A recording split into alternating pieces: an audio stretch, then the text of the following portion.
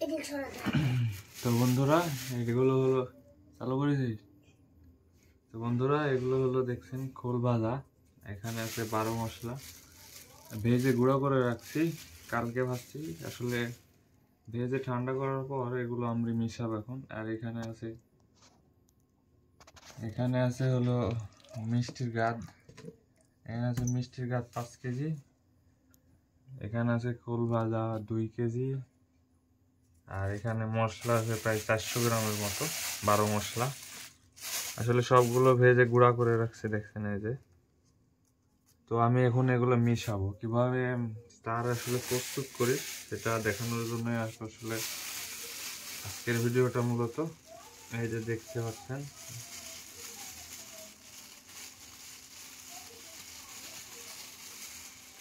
আসলে জায়গা ছোট হয়ে গেছে।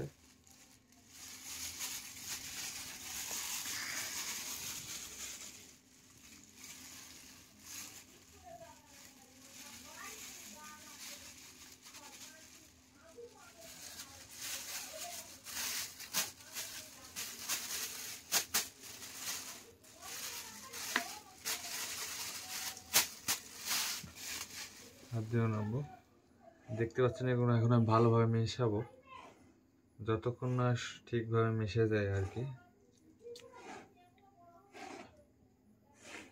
ভিডিওটি অবশ্যই শেষ পর্যন্ত দেখবেন, পুরো প্রসেসটা আমি দেখাই দিব। আসলে ভিডিও লাস্টে অনেক কিছু থাকবে, এর সঙ্গে আরো অনেক কিছু মেশাবো, কিভাবে প্রস্তুত করে দেখেন।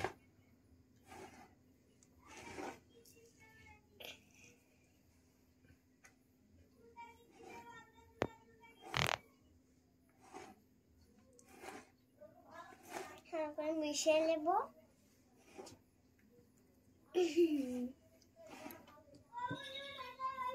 তো আমার মেশানো শেষ। তো আমি এখন এর মধ্যে এগুলো ঢেলে দেবো আস্তে অল্প অল্প করে।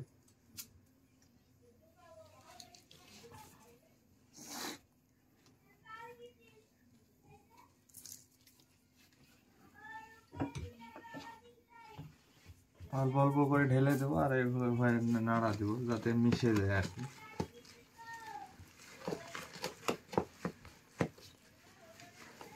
মিষ্টির গাছটাও আমি ভালো করে করে নিছি, পানিটা নেই এর ভিতরে, শুধু গাদি আছে। আর এখানে আছে মশলা 12 মশলা, খোল ভাজা অল্প অল্প করে দিয়ে একবারে করে নেব।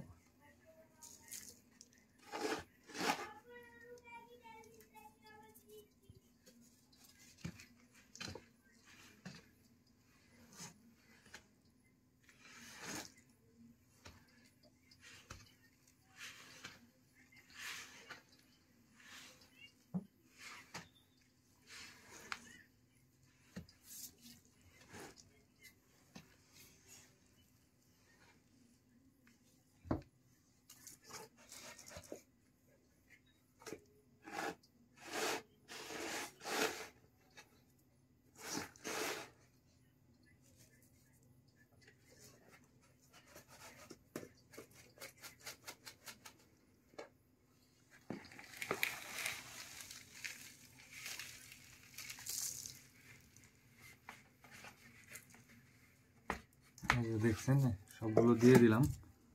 এবার যতক্ষণ না হয় ভালোভাবে মেশাবো।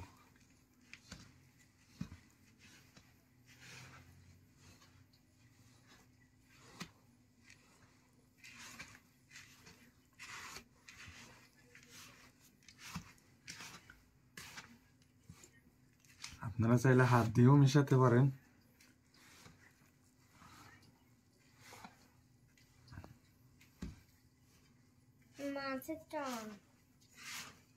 আসলে এটা হলো রুই, মৃগেল, কালীবাবু সব ধরনের মাছই পাবেন, কাতলা মাছও আসবে, সবকিছুই আসলে চার বিশেষ করে সব ধরনের মাছই আসে মিষ্টি চারে। দেখতে পাচ্ছেন আঠালো ভাব হয়ে গেছে।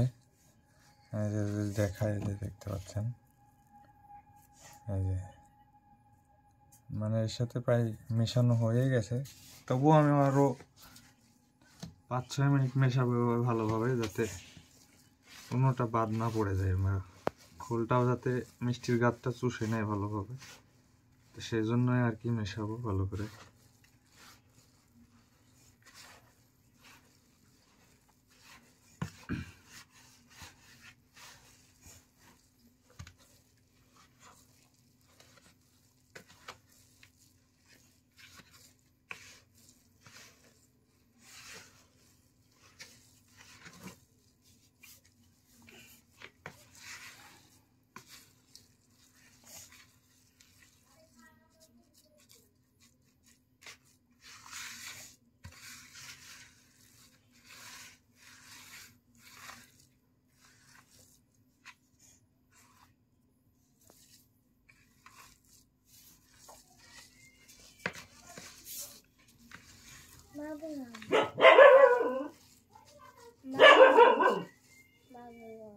তো এভাবে আমরা চারগুলো ভালো করে মিশিয়ে নিয়ে এভাবে আমরা 24 ঘন্টা রেখে দেবো। এখন মুখটা বন্ধ করে এভাবে ঢাকনা দিয়ে বন্ধ করে রেখে দেবো 24 ঘন্টা। তো চলেন 24 ঘন্টা পর আসছি।